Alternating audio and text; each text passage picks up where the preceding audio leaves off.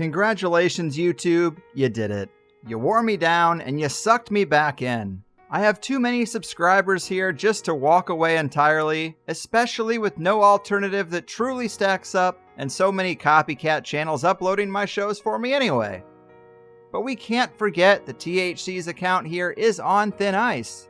And so the YouTube version of the show has to be prefaced with this little PSA, only to say that episodes that contain the kinds of themes that have been regularly banned on YouTube will not appear here. And even with that precaution, there's already enough in the archive to get us removed, so remember that the higher side chats could be banned or put in timeout again at any time. And I won't be able to tell you guys about it. So if you feel like it's been too long since you've heard from me here on this digital, dystopian, draconian, data mining monster of a police state seeking platform, your first step should be to check the highersidechats.com for the latest shows. Alright? Alright. Enjoy. Brace yourself, because you're about to dive into another free first-hour episode of the Higher Side Chats, and we just want to let you know that whether you're looking for a companion through your paranoid insomnia, entertaining yourself through one of life's mundane activities, or trying to ward off the internal screams of all those sad, smothered souls around the office, THC is here. And you should know that every episode of the Higher Side Chats has an entire second hour for Plus members. Sign up at thehighersidechatsplus.com, and you'll get years of Plus show archives, lifetime forum access, a special invite to Greg Carlwood's monthly joint sessions, MP3s of THC music, bonus episodes, tour videos, and 10% off t-shirts, grinders, and whatever else ends up in the Higher Side store. It's $8 a month that you won't miss, so become a Plus member and treat yourself in these troubled times. Always action-packed and commercial-free, which means you'll unfortunately never hear my voice again.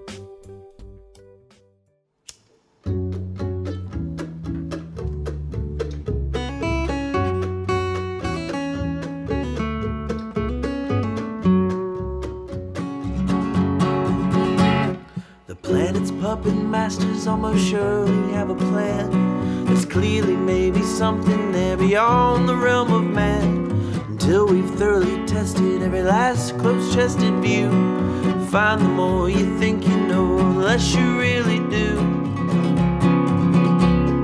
Where would we be without THC? We know they're lying to us, just don't know to what degree.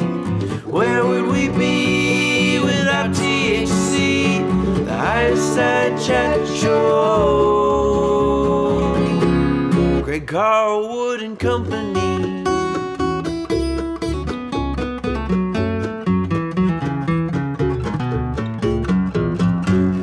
Folks, it's probably no surprise to hear that magical activities are going on within our world pretty much constantly, and this is a tale as old as time. From man's first cave paintings to the Super Bowl halftime show, pulling ideas down from the imaginative realm and firmly planting them in the physical through conscious attention and art creation just seems to be one of those quirky things man does. We've heard about the concept of the Muse and countless artists who have been quite clear about not exactly knowing where their art comes from, sometimes saying it finds them more so than the other way around. So there's definitely some interesting interplay between consciousness and ideas that I don't think we've fully unpacked. Yet it's something the occult world has been exploring and experimenting with behind the scenes for years, and while these activities are usually relegated to the shadows, few people really understand the scope of magical thinking, art, and its influence on the wider culture. Which brings us to today's guest. His name is Carl Abrahamsson, a writer, publisher, magico-anthropologist, filmmaker, and more. His latest book is titled Occulture, The Unseen Forces That Drive Culture Forward, and in it he explores that curious crossroads between art and magic, discusses his insights from over 30 years in occult movements, and takes a deeper look into the phenomena and people who have been the most crucial in modern esoteric developments, including Carl Jung, Anton LaVey, Aleister Crowley, Rudolf Steiner, and more. An insightful sage of the esoteric ways. Carl, welcome to THC. Thank you. What a magnificent introduction. It's all part of the 9 to 5 at this point, but thank you. Thank you. And I really appreciate you joining me. I really enjoyed the book, and I really just like the term occulture and the general exploration of where ideas come from, how they spread, what makes them potent. There is a ton of food for thought in there. And we should probably kick this off with some type of overview. Maybe you can expand on this term, occulture, and the importance of that space between art and magic. Yeah, huge subjects, of course, but let's begin with the word. Occulture is something that the artist Genesis Peorage put together, these two in themselves beautiful, potent words, the occult and culture, and they merge really well together, so you get occulture. But it's way beyond that kind of punny little mix. It also carries a significance because, that's what the book is about. These two things, these two sort of gray areas have been not only coexisting, but working together, sometimes merging more, sometimes merging less. But there's always been an interplay between the occult and culture. And most people are fairly, knowledgeable. When someone asks them, what is culture? They can give their own response saying, well, it's this and that, and it's the arts, and, it's in the public sphere and things like that. But when it comes to the occult, then we drift into something that's usually quite tainted with either prejudice or misunderstandings, semantic complexities, or religious fear. It's kind of a morass, or truly a gray area, on which people can project their own fantasies, whether they be good fantasies or whether they be bad fantasies. So the occult is more of a problematic thing. Etymologically, it means hidden. That's just pure Latin, occult, hidden. And if we look at what's been hidden over the centuries or even the millennia, it's usually ideas that go against the grain, connected to behavior that go against the grain. And that these things have interacted with culture then becomes easier to understand when you keep it on this sort of general level and sort of disregarding the hocus pocus for now, at least. Mm-hmm. So these could have been renegade people who had an idea of their own, whether it be primitive scientists or experimental scientists or artists who wants to explore new forms, philosophers, and even religious people who say that, no, there's another kind of divinity or there's another kind of spirituality, beyond the bend or around the corner. But in the times that they have been living in, it's been too radical, too powerful in a way, because it's constitutes a threat to the ruling hegemony of things. So, and when we keep it on that general level, people can relate to it. We can see that going on today too, in a way, where things underneath the surface, they are a little bit feared, but if it's strong enough, it will, just like flowers, come up even through thick asphalt. And if we then drift from the general and slightly more into the occult, meaning the stuff that's filled with magic and hocus pocus and occultism and esoteric things, that's always been a part of human culture. Usually, as with the other things I mentioned, science, philosophy, etc., it's been kept underneath the surface for two main reasons: either to protect the philosophy and the teaching and the techniques from the rabble, the people who cannot understand, or who would kill them. And so that's like the protecting what you have. But then also, because of extreme antagonism and draconian measures, also protecting their lives from people or systems that have an active interest in killing the philosophies of magic, killing the techniques of magic, killing the magical people, etc. Because we have been living under a rule of monotheistic power structures for a long, long, long time. And they have never been benevolent. They have never been open-minded. They have just they've been wanting to secure their own power structures. And then you could argue, is that something decidedly monotheistic? Well, perhaps not. But if we look at the polytheistic cultures, they are usually, just inherently more open-minded and thereby more tolerant. So regardless if the occult is just stuff that is not seen with a naked eye, you have to scratch the surface and then you find things. But all of these things, whether it's magic or science, whatever, has always gone hand in hand with the development of culture. Sometimes those hands have been in the dark because it's been too dangerous for the people who've been working on new concepts to flaunt them in a way. But that the relationship has always been there is a fact. And that's why occulture is kind of it's punny, yes, but it's also a brilliant word because it truly is a synthesis. It means a synthesis of something that is totally essential for human well-being and for human cultural well-being. Yeah, I really like the term, and I think that's a great explanation.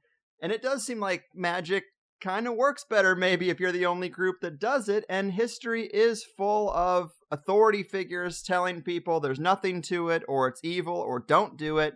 And that to me is a reason to look into it, It's like... Exactly. So, exactly. I mean, that's just been my approach to it, and it's also natural. I mean, it's part of the environment, and it almost seems like the human story itself. And I guess I would ask you, what do you consider the most important points when trying to incorporate or reincorporate this component, this magical component, to understanding nature and reality for people who might be like, what are you talking about, magic? I never think about magic, or it never comes up in my life.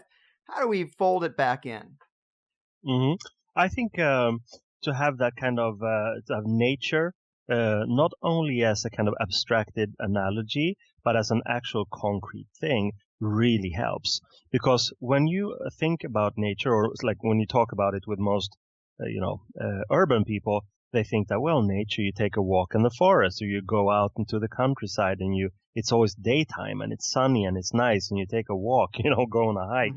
But the darkness of nature is usually much more rewarding in terms of revelations. You can have like beautiful experiences in nature in the daytime just because of this, beauty and a system. And it's this kind of harmony there that is actually there not because of humans, although hubris would dictate otherwise, but actually in spite of human presence. And it's very strong. But as the sun sets and it becomes like a twilight and then darkness, if you're all alone in the forest and you're used to being in an urban environment, you will very likely freak out because there's nowhere to charge your phone. There are no lights. There's nothing. There is just an incredible variety of sounds. And of course, if you're not used to them, you will think that everything is a threat. So just by being out alone in nature, like one evening or one night, or as long as you can take it, you are exposed to your own primordial fears. And that's basically where everything begins. You cannot really, like, Jung said in a way, this word individuate. I love that. It's like the process of individuation in which you become or develop or hone or trim yourself so that you become the person you want to be, basically. And you cannot really begin that process unless you know what the strong emotions are. So that's what I mean, is that it can be good to meet your own fear in that kind of safe way. I mean, if you were out in the Central African jungle, it could be very dangerous. But in our forests, maybe the most we could hope for or not hope for is maybe an elk or a moose or a lynx or maybe a wolf. But it's not really that dangerous. But still, we are super scared. I would like to sort of assume that most people will be super scared simply because of the fact that it's an uncommon environment, and our stimuli of safety and comfort are simply not there. And that's a remarkable feeling of exactly safety and comfort to crawl into a tent, which is basically just, as you know, some kind of synthetic material on some lightweight structure. But just being inside a tent is a remarkable sense of being inside a cave in a way. So with these simple tricks, you can integrate a deeper understanding of yourself, of how is it that I'm so scared of this thing? This is just nature. I'm just, remove myself into the forest and it's beautiful. The sun set, that was beautiful. Now it's dark. Now I am afraid. Or maybe some people will just think that, wow, this is so super cool. But no matter what, the emotions that you get in that state, in that, frame of mind, they will be strong. Whereas emotions in an urban comfort environment are usually quite bland. We are moderated. We are, anesthetized in a way, by entertainment and by medication and by alcohol and by, social play. it's a kind of a lukewarm existence. So what I'm getting to is that in order to get to know yourself better, in order to begin on this process of individuation, it's highly recommended that you actually confront yourself within a natural structure, within nature. And that could be at sea, or it could be in the forest or in the mountains. It's just that kind of proximity to something that is so strong will trigger stuff in your own psyche that will be very, very beneficial. And then, of course, what should come, I'm not saying that it always does. Some people have to work really hard with it. What should come is this encounter with yourself in a way. And then the next step is that when you know yourself that well within this natural context, you will also see that you are a part of this same nature. And here we can begin to sort of trace things back to ancient shamanism, or to the Gnostics, even Gnostic Christianity, like the very first Christians, saying that, there is a kind of divinity at play here. The shaman said that, well, it's in nature, the spirit is in nature. And many other religions would stick with that. As we, meaning like Westerners, became more and more abstracted and more intellectual, more and more mental, we separated ourselves from that sort of primordial awe or feeling of oneness with nature. And that's a shame. And that's something I stress in the book also, is that we have to get back in a way, or move on towards the future in which we reclaim those shamanic things, because that's ingrained in every serious or pure kind of discipline or magic, whatever. It all stems from the same source. So if you want to play with that kind of thing, or learn about these things, the best thing to do is actually start with shamanism and study Gnosticism in a way, because it's a direct communication between you and nature. There's nothing else. We don't need any divine names or symbols even. It's right there. It's right there in being immersed in things that grow wildly. I love it, man. It is almost like the process kind of unfolds itself if you let it. And when you sit with all that, you got to have so much respect for the ancestors. They're kind of confronting fear and the unknown every 12 hours like a baked-in initiation. Oh, absolutely. It's kind of crazy when you think about it from our modern world. And then you think about, when was the last time maybe some of the listeners were in the dark alone at night for even just an hour or so, maybe never, maybe 10 years. Mm-hmm. And, perhaps there's some conditioning involved there. Yeah. When you think about it, how, placated we are, how soft we've become. Yes. And of course, you could argue that we live in the best of worlds, etc., and we have so much freedom and the possibility to do things. It is mind-blowing, actually. It's a wonderful thing. So I'm not in any way sort of dismissing that as being irrelevant, but I can see that for most people, it's like a very superficial kind of dance, where you dance on the or you skate on some kind of ice of superficiality, but you cannot really see into the depth, because there is this ice in between, and you cannot really look up to the sky or higher up either, because then you will sort of fall, because you will sort of skid and slip. So it is the best of all worlds, but it could be even more better, according to me, if people became a bit more open-minded, explore themselves, explored other states of consciousness, and just try to actively integrate what they find, and preferably within a natural context, meaning a context that touches upon nature as such. Because the city, which is, most people don't live in cities, but many people do, especially in the Western world, and that kind of urbanization is increasing.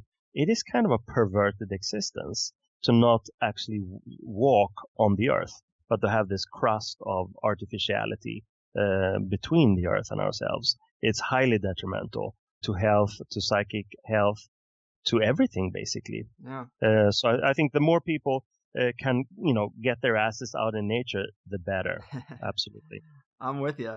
And I think it's pretty clear after reading the book that we both have a great appreciation for counterculture and the rebels out on the fringe. Mm-hmm. And you focus largely on occult movements for about as long as I've been alive, to be honest. And this show is pretty rooted in conspiracy culture, and I see the two as synergistic and complementary in a lot of ways. Mm-hmm. But there are big parts of conspiracy culture that treat them like oil and water. Maybe they don't have the right definition. Maybe they only see the negative side. But how would you equate the two, or how compatible would you consider these two flavors of alternative thinking? Well, I think that just spontaneously, I think that the biggest likeness, the biggest similarity is this thing where you have a core. That core is usually, to begin with, a few people, and the core is actually an idea or a set of ideas. And in the case of, occultism, you have people doing strange things that sort of emanate from this core of thinking, this core philosophy. So when you have any kind of esoteric environment focused around this core, it becomes almost like a kind of an atomic structure. We have a center, which is the thought core, which is a proton, and then you have these electrons circling around it, and they can't really leave their orbits. There's a kind of a magnetic thing, because it gets what is now called like an Egregorian energy. The core attracts, and the core might originally have been something else, but that's besides the point, because the dynamic of these kinds of things, when it moves over generations, is that it becomes mythic, and then the attraction can actually become stronger than it originally was. And you could take like Christianity, for example, which was basically just like like a rebel rousing thing. But then, as it became more and more well documented, and people saw that they could have their own power structures because this thing was becoming popular, then of course they jumped at the opportunity, and then it morphed into something different. But it's still connected to that original core, but probably not ad verbatim, because the Bible was written, so much later, essentially, or put together so much later. But in terms of conspiracies, you can find a similar kind of thing, is that there is an idea, someone has a revelation saying that those people are actually doing this. They claim to be doing that, but they're actually doing this, and I see this as a negative thing. Do you agree? And then when there are people who are agreeing upon this thing, it could be for various reasons, then you have a similar kind of egregore or core, where they become like electrons around this initial proton, which is a formulation or an assumption or a theory or a speculation or even a prejudice. So in that sense, schematically, it's the same. Another similarity, I would say, if you look at it historically, is a kind of obsessionality. The obsession with the idea becomes very, very strong. We can also see similarities in that regard with budding political movements, for instance. But political movements are usually, initially, actually conspiracies, because they take fuel, antithetical fuel from the outside, like pointing the finger towards one specific group of dissidents or other people of other minds or other ethnicities. What's it called? Ethnicities. I don't know. Different people, simply. So thereby you have that kind of dynamic where it becomes something larger than the original idea, because people become obsessed with it. And the funny thing, or sometimes not so funny, is that the reason people become attracted to this might be just a vague kind of resonance with the core idea, a vague resonance with a political idea or a religious idea, or even with a magical concept in a magical group. But the reason they join or move closer to the core could be just, psychological issues. They want a new kind of friendship. They feel at home. And that's something that movements of all kinds have used to their own advantage, meaning then you have the cultic the cultic behavior, which exists, in occult movements, in occult orders, but also in political environments, and to a large extent, I would say, in a conspiratorial world. Whether it's if the main object, for instance, is respect for cultures from outer space, kind of a UFO culture, then of course the enemy will be those here on Earth, politicians, the military, who try to put the lid on it in a way. You always need that kind of scapegoating thing.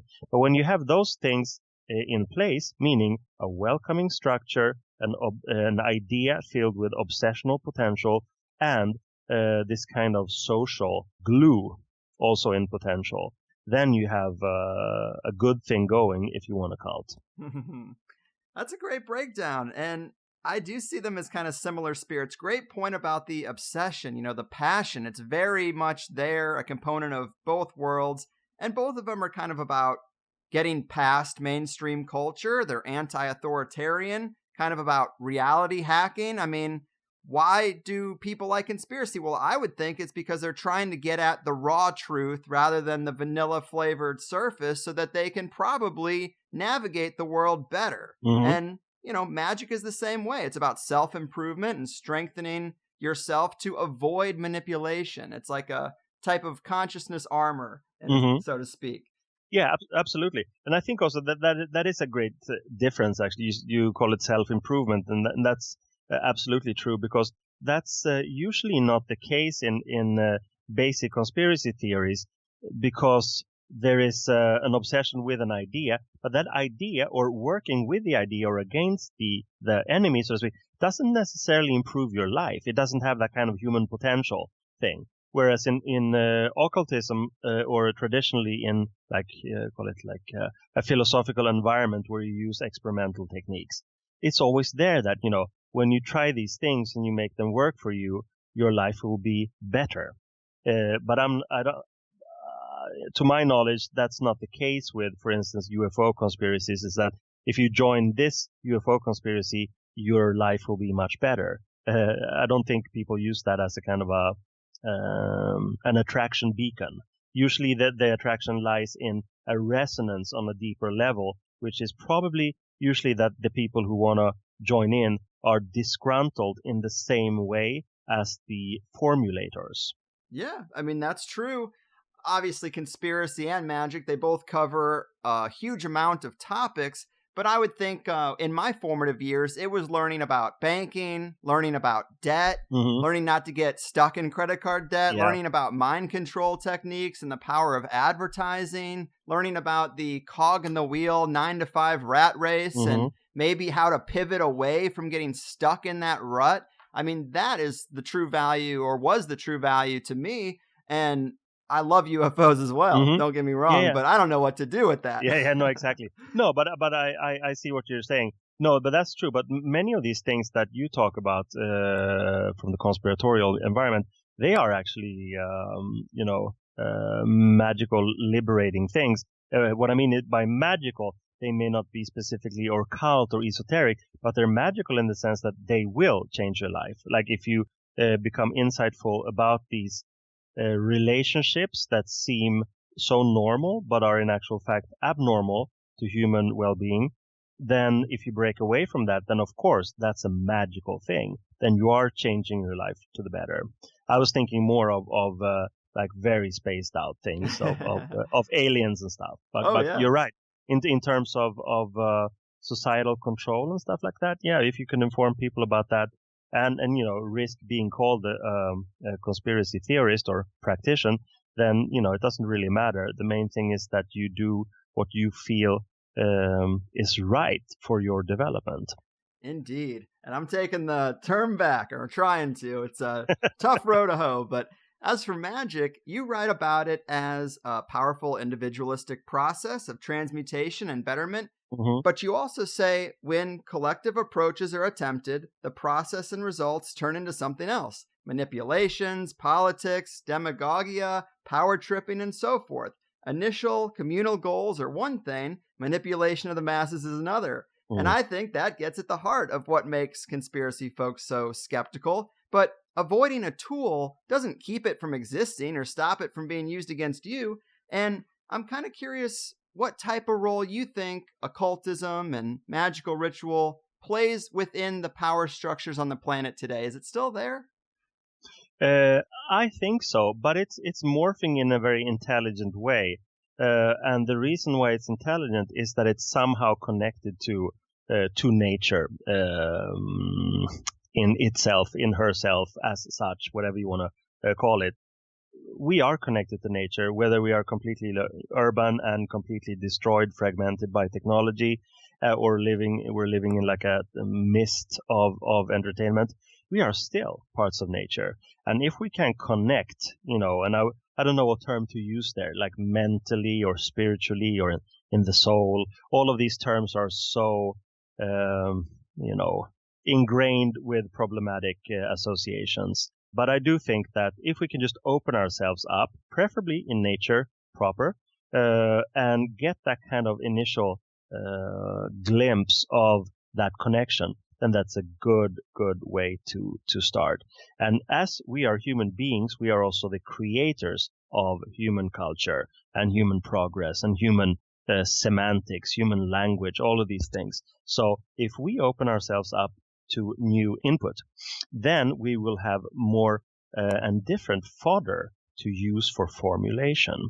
And I can see very interesting things going on now where thematically, the thematics of magic, the historical, the weirdos, the occultists, the artists who used occult themes, that's really around these days. There's like major art show after major art show after major art show all over the world happening. And it's been going on now for a decade at least. And a lot of people, it's not marginalized anymore. A lot of people see this and they're exposed to it. So thereby, what was once ostracized and pointed finger at is now commonplace and totally integrated in a kind of not a lowbrow, but a highbrow context. People, intellectuals who used to shun anything, experimental or even spiritual, can now go and say, yeah, I went to Barcelona and saw this wonderful exhibition of, esoteric paintings, because there's always something going on somewhere. Also goes for popular entertainment and academic treatises. It's more around. So that I see as a result of need. We need this different input. We need to be more open-minded. We need, when we're open-minded, to have a different kind of input, preferably an input of inspiration. That's very important. And what is it that we're going to be inspired by? Well, there is only one thing essentially, and that's your own relationship with nature, and vice versa, nature's relationship with you. And once you have made that connection, you need to stick with it and you need to develop it, because I think, and my thesis is that you cannot really make any progress in life unless you have these bits and pieces in order inside yourself. Again, I avoid using, in your soul or in your mind, just on the inside, in your inner life, because then it will also reflect in the outer, meaning decision making, what you do, how you approach things, how you treat other people. Most people who are bullies, most people who are completely unindividuated or, imbalanced to the degree of self-destruction or destruction of other people, is simply because they haven't even, dared to take the few trembling steps. And, someone who is fully individuated is usually filled with respect for life as such, other people's lives, the life of plants and the earth. So it's kind of easy to read people. You can see how far they are in their own process. Then there's no moralism involved here. I'm not saying that you need to, it's not your job to save them if they are absolute retards and they will never have they will never have a future. Then you should just maybe leave them be and focus on yourself. I'm a strong believer in what I call egotistical altruism, is that you have to shine by example. You cannot force feed anyone else. That always goes wrong. So you should just focus on yourself, mind your own business, yet be willing to spread this kind of inspiration is their need. and of course actual help if someone needs that. But the main thing is to go from this, collective power dynamic, because it always ends up in disaster. So many beautiful ideas have been handled well in the beginning. It's grown and grown into movements, etc., etc. But it always ends in the same way. Some kind of disaster, some kind of corruption, some kind of, abusive situations. It seems that people, individuals with power in collectives simply can't handle it. And I don't think that man, woman, isn't meant to be elevated to positions where you lose yourself, basically. And that's the message I have, you should find yourself and stick with yourself. Right. That's a great message. Yeah, it's enough, and it's quite enough. It could take a lifetime to figure that out. But it's still, people just want to be little herd animals. They want to be whipped by someone who claims to have the truth. But in actual fact, the people who claim to have the truth very seldom do. Right.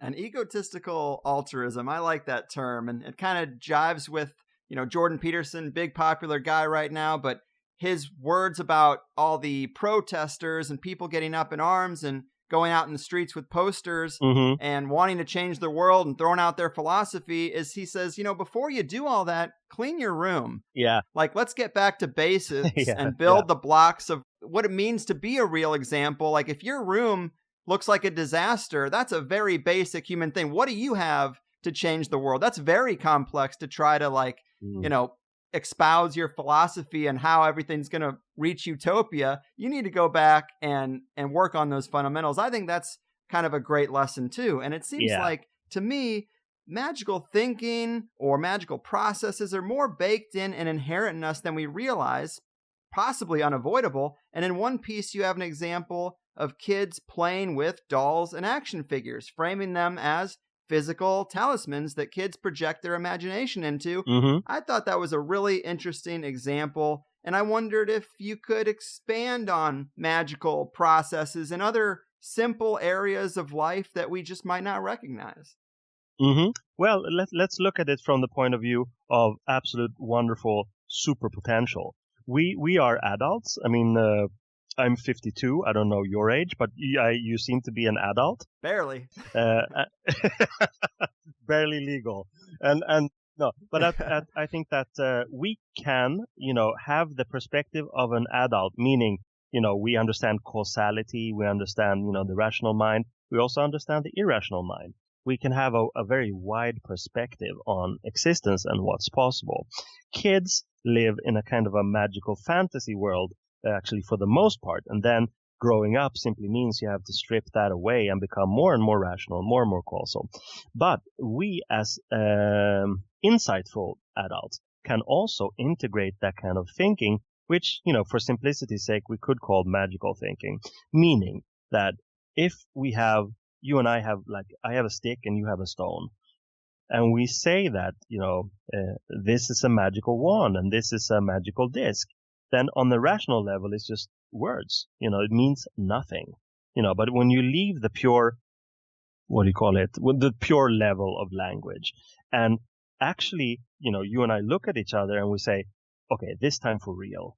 And we both decide in our interaction that this stick is actually a magical wand, meaning it's an object with which I can enforce my magical will on my outer surroundings. And you have your magical disc. You can do similar thing with something that was originally just a stone, but now it's something else because we've decided it, and we use our imagination, our fantasy faculty.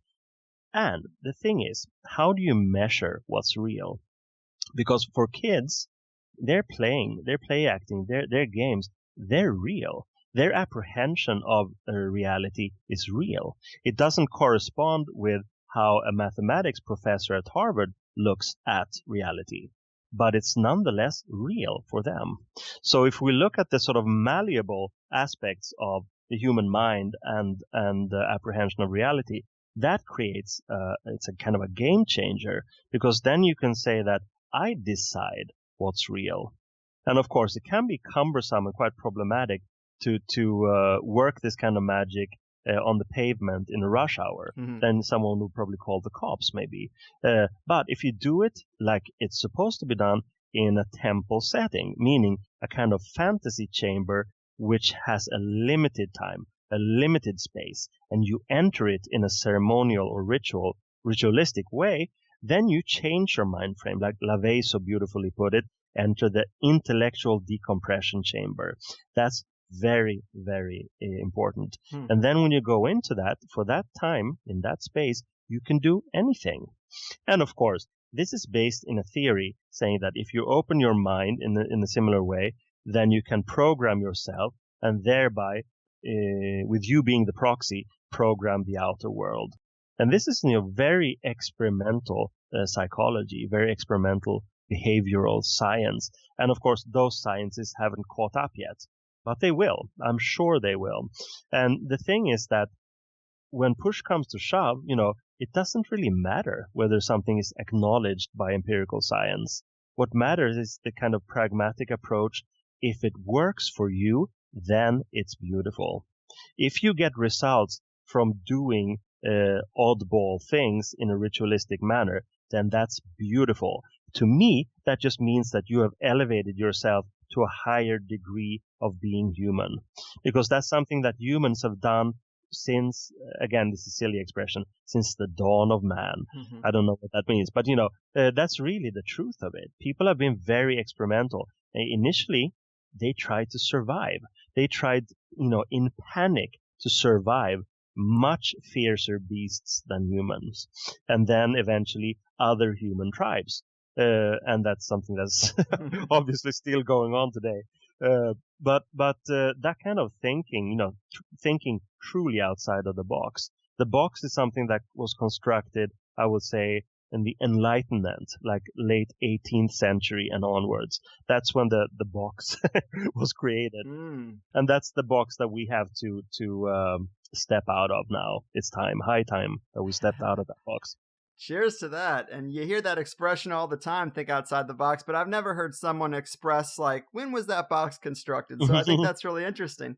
And my favorite part of the book was the economy of magic. There's no free lunch or free magical success, because it cuts right to the core of magic and people's feelings about magical transactions. I've expressed before that I've done a few experimentations in magic, and I was faced with a decent amount of, well, now you're compromised, you made a deal with the devil for your soul, and now you can't be trusted. Yeah. Yet these same people enjoy the comforts of the modern age at the expense of the third world and the earth itself, sitting in cozy air conditioning that is energy draining, sitting in clothes that are likely made in a sweatshop on the other side of the world, bitching about pollution, but not enough to stop driving a gas-guzzling car. So, and it's all paid for by a credit card, which is the same kind of economy, Yes.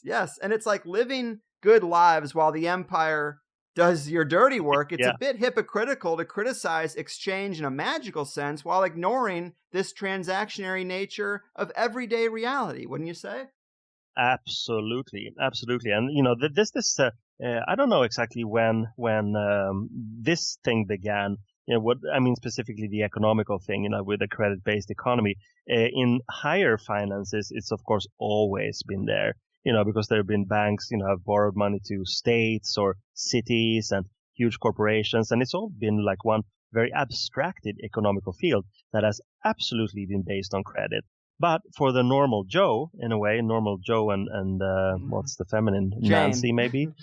Jane, normal Joe and Jane, of course. Then, I think the invention or the development of the concept of credit card, because you could, of course, get a loan, like a mortgage for your house, and the mortgage for your car and stuff like that. But those are heavy expenses and need to be dealt with in some, profit-making way for the people who lend the money. But the credit card was something else, because that's even small expenses. That means that you have no freedom at all in terms of making decisions, whether can I afford to buy this chocolate bar, or can I afford to go to the movies? It's like, way beyond getting the money together or borrowing the money to buy a car or a house. So when people have given up even that kind of minuscule spending, and you get that stuff on your card, then it's very likely that when you're in that system, you will never be free, because it's all based on barely paying the credit card bill and most people can't do it like on a month-to-month basis. They live with a much higher debt than what they can afford to pay back that specific month. And it's not shameful. It's actually natural. It's encouraged. It's actually enforced, So, and one thing is very remarkable here in when you compare, I spend a lot of time in the US. Actually, I love the US. So, but one thing is so remarkable for me as a European, and that's the fact that people talk a lot about their own credit rating, as if I got a better rating this year, and I have this and that, and I need that rating to get the new car and whatever. It's like over here, it's basically the same kind of system, but people aren't as obsessed by it, and I can't explain that. I think that Americans have grown up. I would say that the 20th century specifically was very much growing up in a kind of financial public, a public kind of financial thinking, where you don't really have any secrets. Your life, your financial life is transparent, and there's a kind of an obsessionality to that too. I was thinking also of the expression that used to be, I think, originally an advertising slogan, but then became like a household mantra or a proto meme in a way. And that's the thing: what's good for General Motors is good for America.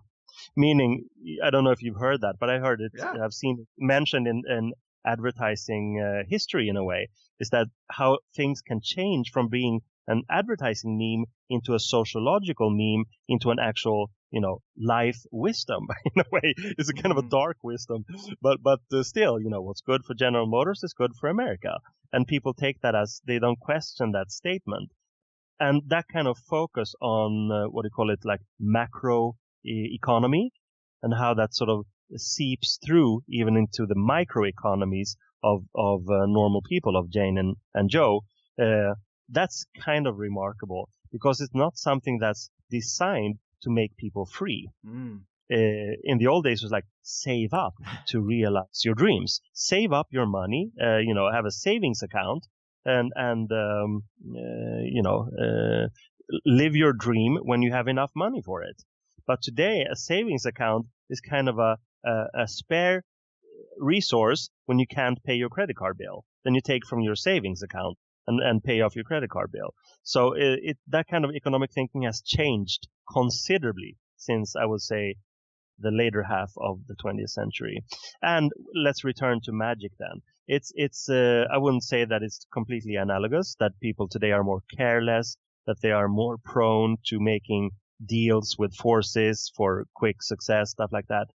The only thing that I can say that's interesting is that there seems to be a resurgence in interest in old magics, like medieval magics, the grimoires, trafficking with spirits and demons, something that was, I think, originally concocted by the church in a way. It's their symbols. They're talking about these demons, and then the magicians sort of usurped. They took over that thing, maybe to mock the church or whatever. But now those old grimoires are taken as de facto magical textbooks in a way. And I believe that whatever you do with zest and gusto and a pure heart in a way, that will work. It will work. So calling upon these angels and spirits and demons, that will absolutely work somehow in the depths of these people's psyches. But the main thing is that what I'm getting to is that is a typical situation or dynamic where the economic aspects of magic is very, very clear. And that goes also for a lot of the African proto-religions, like voodoo and the stuff that traveled out into the world, to the West Indies and to South America, all of these things. It's a kind of a barter, it's a bargain, it's a deal making going on. I'll sacrifice this and I get this. There's a very clear-cut economical thinking. But also, of course, you have the Faust story, which is not only a story, it was actually already when Goethe wrote it, it's like a myth already. And it's still a myth within magic. And that's why I think it's in part is why these grimoires are so popular. People are attracted to them for various reasons. It's this thing where you, by an easy declaration before some kind of force that is stronger than you are. You declare what you want in life, and this being says that, well, I can give that to you if I get this in return. So it's a deal making. And then, of course, everything goes wrong.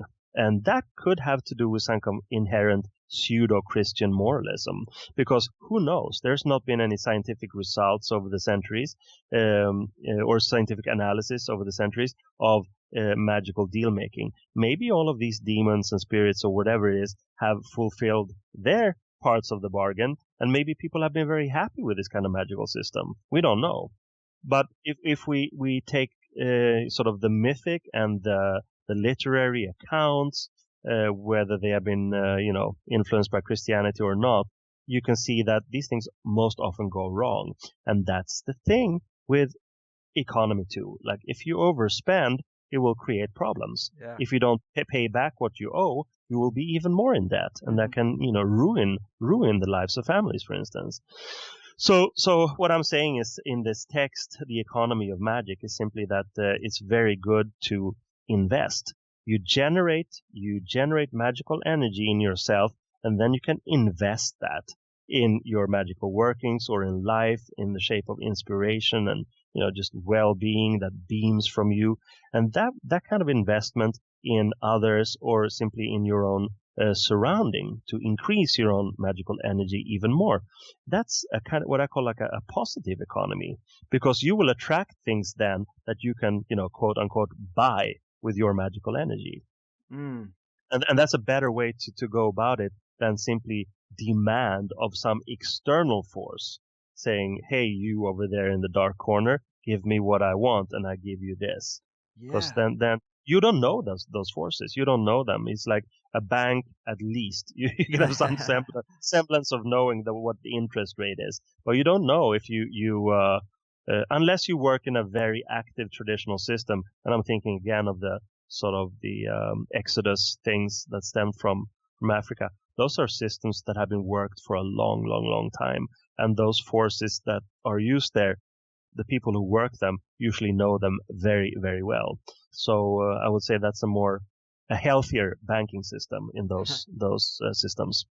Yeah, I think it's a great analogy that plays on multiple levels. You just don't want to get over your head when you're dealing with MasterCard, Visa, or the pantheon of contactable entities. It's quite simple. Exactly.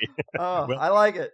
Yeah. And to quote that piece, I mentioned this to you before we started, but you write, in our Western sphere, self and will rule supreme. Without self-knowledge and will, we get nowhere. Or perhaps at most, we get shuffled around by others who are more eloquent in defining us and who thereby can use us for their own ends. But if self and will are there, then we have a good solid foundation for how magic and life work. And I think that's such a great point too. There's nothing negative about having drive and motivation and defined goals, because as you said, if you don't define your goals, if you don't define your will, some shitty corporation will be more than happy to define it for you, and you can spend a few decades in some soul-sucking cubicle, Yeah, absolutely. And the thing is, it's very interesting to think about, where does the negative connotation come from? Like with self, is usually equated with some ruthless egotism, but it's really not. Self is just a container, a kind of a mental container that contains your driving program in life, and it's how you interact with other people, how you interact with yourself. It's all like I was like a little box, inside your container, where your driver's seat is. It's like the driving program. And, there's absolutely nothing negative in being proud of that, in being happy about the way you drive your vehicle. It's just wonderful. And yet there is a lot of, prejudice thing, because when people talk, and more so in Europe, I say, in other parts of the world too. In America, it's just, it's pretty okay to have that drive. And I think that's a great thing. But then again, there's also the averse or, possibly negative thing with that, is that when you become hubristic, And that's very common in magic too. When you get a technology and you have that technology working for you, whether it's like from a Western system or an Eastern system or an African system, doesn't matter. When you realize, whoa, this is really working, then you become sort of inflated. And I mentioned it in the book. I've mentioned it in many lectures too. This analogy of Mickey Mouse and the Sorcerer's Apprentice in Fantasia, where he becomes so hubristic. He thinks that he can control all of these magical forces, but it just ends in disaster. And Mickey Mouse is overwhelmed by the forces that he evokes in a way. So I think that egotism is good, but it needs to be in moderation, not for moralistic reasons, but for the reasons of balance, simply. Because, we all knew as kids too, like in the playground, some kids were just smart ass or smart assholes, and you didn't want to play with them because they thought that they knew everything and had all the answers and they were going to run the show. But, they just were little shits, so they were discounted by their own lack of self-realization. They believed too much in themselves. Mm-hmm. Yeah, hubris is big in conspiracy too. People find a few threads and they're like, I'm done researching. I know the answers. It's all the Freemasons, stuff like that. Yeah. Well, again, Occulture is the book. Do let people know about any of your other work they might want to know about, or where to keep up with you and what you're doing. Yeah. No, I mean, this a fairly steady stream of stuff. The book that came before Occulture in 2014 is also worth checking out. It's called Resonances, like a mix between reason and resonances. So Resonances, and it's on the beautiful publisher Scarlet Imprint. I think their address is scarletimprint.com, and they have many, many beautiful books. And then, of course, I think the best website for me is patreon.com/Vanessa23Carl. Vanessa23Carl. That's where me and my wife are doing all our, shenanigans and keep in touch with people. I also have a website for my, personal blogging and stuff, and that's simply my name, carlabrahamson.com. That's Abrahamson with 2 S's and Carl with a C, carlabrahamson.com, and patreon.com/Vanessa23Carl. And that's basically it. Through these sites, people can find a lot of things. My publishing company and the record company and filmmaking and all that stuff. Right on. And Scarlet Imprint, yeah, what a great company to reference, because this whole conversation has been about just the throwaway digital culture, and yet they do make these beautiful, beautiful books. I've been lucky to have a few. Yeah, no, they're fantastic.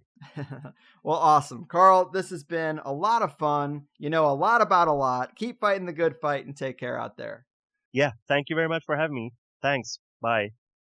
There we have it, guys. Carl Abrahamsson, big fan. A fairly complimentary episode to last week's with Chris Bennett. Magic and ancient culture last week. Magic and more current culture this week. Carl is a real ideas man in the truest sense of the word. And just given all the recent talk about conspiracy as a culture, how to make it better, how to be involved in it in such a way that it actually improves your life, I thought it was appropriate. And I'm sorry if it seems like I'm going into this too much lately. Maybe we do just want to decompress and have some fun talking about aliens and demons. That has a place in at least what I do, for sure. But I am just a bit sick of the chorus line that I'm hearing a lot lately, that conspiracy has no value.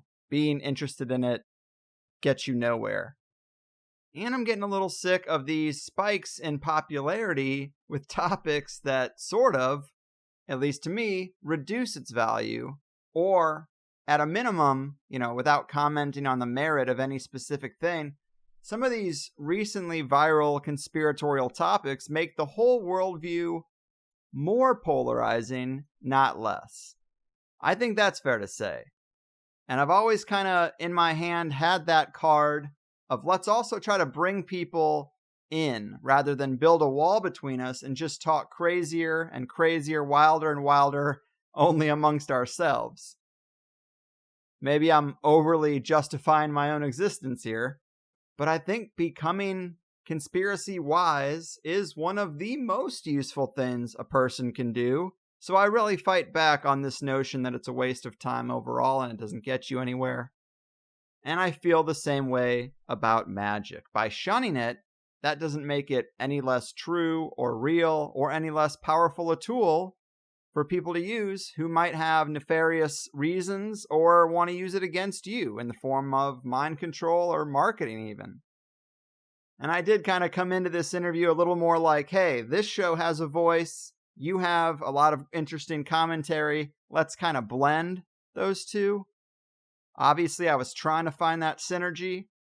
I don't know if the nail got hit exactly on the head, but I think longtime listeners would definitely be able to fold in the kind of things Carl was saying today and get what I was going for.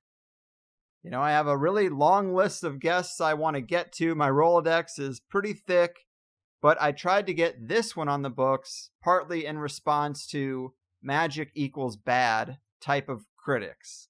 And I hope we can elevate the conversation about magic above the level of paranoia and religious residue. Because to think testing magic out a little bit automatically equals sacrificing children and selling your soul, come on. We can think a little bit deeper than that, can't we? I think we can. Just like you can still have a conspiracy guy over for dinner and it doesn't have to get weird. Unless we're talking about Eddie Bravo. But as a side note, I think Carl sounds exactly like Daniele Bolelli, which to me is just funny.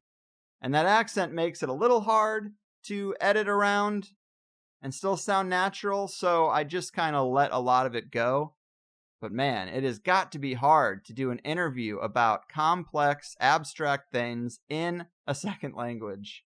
Must give the man props for that, huh? Also, content-wise, I really liked the economy of magic part that we sort of ended the free show on. I got a little worked up there because making some of those points was a big part of doing this one, and obviously it's in my head far before an episode is actually recorded. So I was itching, you know. But admittedly, some of the money stuff that Carl was talking about, it's just tough these days because the economic screws are tightening. But largely, I get what he's saying. He's just talking about the change in cultural ideas around debt and credit cards or spending more than you make. It's definitely been normalized. And that is quite a feat for the credit card companies considering what they have normalized. There should be an inherent reaction of, oh shit, this is not sustainable. But they have nerfed that response right down to normalcy and necessity. And that's definitely worth pointing out. But I do like how these modes of thinking also apply to magic. Don't overwager. Try not to get obsessed. And don't get in any kind of debt, spiritual, financial, or otherwise.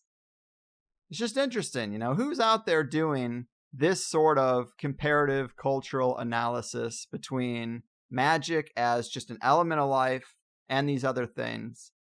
I feel like I can count them on one hand. And I also feel as if Carl is one of the good wizards. I get a really good vibe. We had a little bit of talk about magic and nature, which was great, and it's going to come up in another show down the road here. You know, we like to cast a wide net, so we got to hit all the other topics in the conspiratorial fringe cornucopia, and we will. But we're going to talk about magic and nature pretty deeply eventually here. It's a connection that I've been hearing emphasized a lot more, magic and nature. And yes, I know we've obviously heard that. It's not entirely new, but I think we gloss over what nature is or what it means. Because basically, what Carl was saying today, if you just engage with nature, engage with night and darkness, magic just happens. To remove randomly happening magical, paranormal experiences and encounters from the everyday lives of people has a lot to do with living in cities, developing electricity, staying comfortable indoors, etc. And here's where I think we really get into it, but maybe these indigenous cultures around the world who seem to have these really deeply developed cosmologies and models for reality and rich spirit contacts and all that jazz, Whether we're talking about today or we're looking back into the ancient world and romanticizing that, from our ignorant and cut off point of view, we think, oh man, these people, they don't travel around the globe or communicate with each other. They must have had teachers, spiritual or physical. But maybe spirits and magic and these modes of thinking and all this stuff, maybe it's just a natural, unavoidable element of that sort of indigenous lifestyle. Maybe it's supposed to be baked into the cake of what it is to be human. You know, Gordon has been banging this drum at us for a long time. I think it's why he's big on the permaculture thing right now.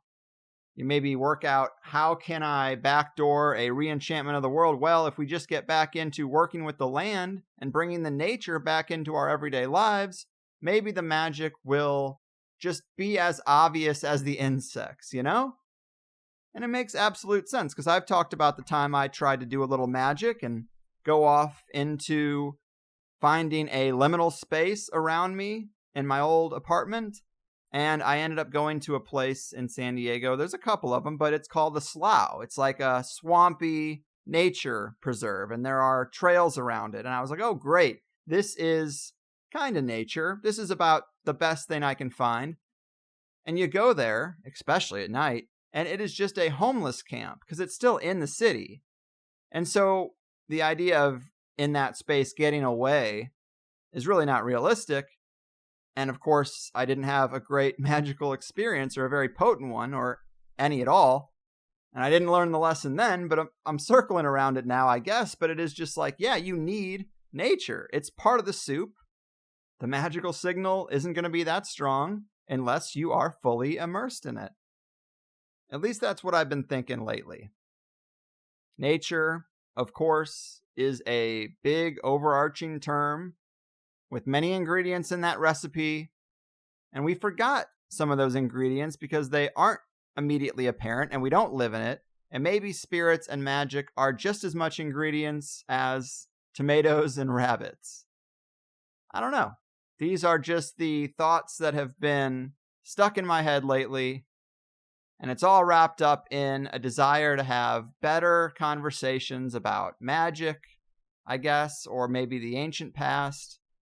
And Carl, his work checks a lot of those boxes for me. So I hope I'm on the same page as you guys. I hope you know what I'm trying to get at with this thread of shows. Got a lot of threads running at once, but this one in particular, I hope you know what I'm saying. So 2 complimentary shows in the can. We are going right back to some good old real-world conspiracy stuff very soon, as well as some Hollow Earth stuff that I'm pretty pumped for.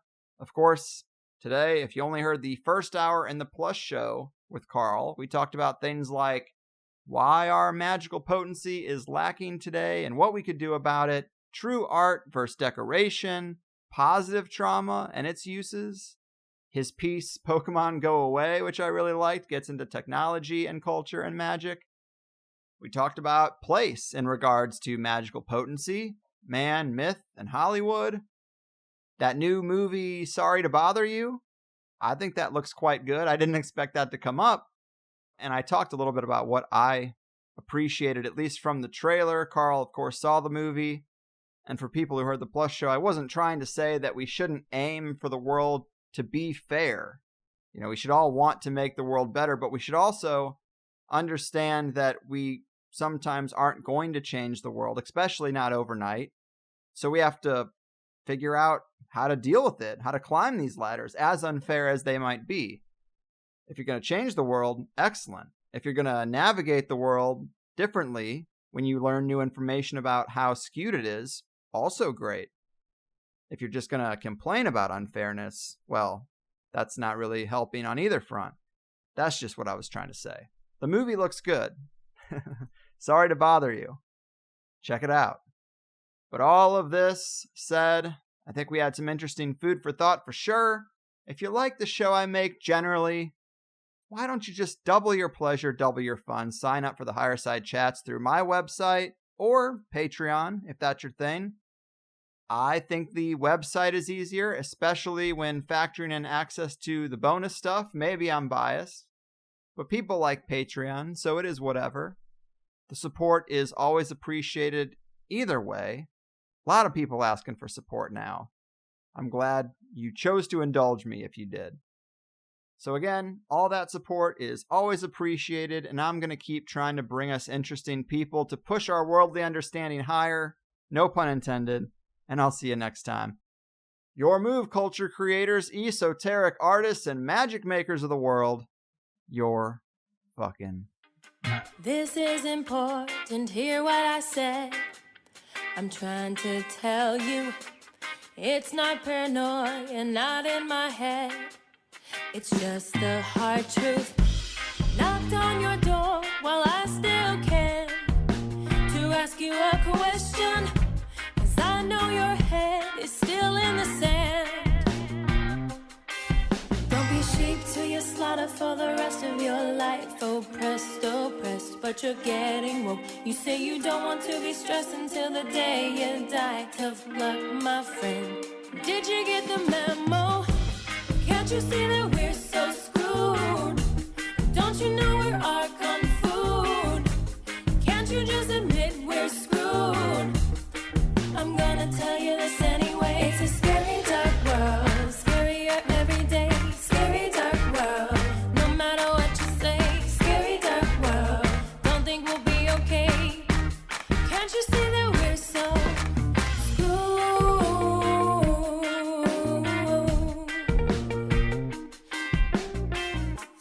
You sit and wish, but we don't have a choice. It seems we're stuck here, but you can find gnosis, drown out the noise. Now use that altar and up your magic game, and listen to THC, you know. You go with the entities. If you ever see the UFO, don't be sheep to your slaughter for the rest of your life. Oppressed, but you're getting woke. You say you don't want to be stressed until the day you die. Tough luck, my friend. Did you get the memo? Can't you say that we're so screwed? Don't you know we're our kung food? Can't you just admit we're screwed? I'm gonna tell you this anyway. It's a scary dark world, scarier every day. Scary dark world, no matter what you say. Scary dark world, don't think we'll be okay. Can't you see that we're so screwed,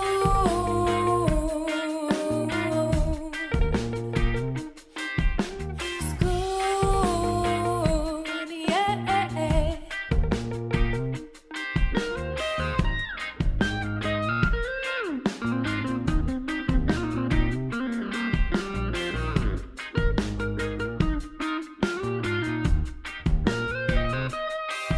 Don't be sheep to your slaughter for the rest of your life. Oppressed, but you're getting woke. You say you don't want to be stressed until the day you die. Tough luck, my friend. Did you get the memo? Can't you say that we're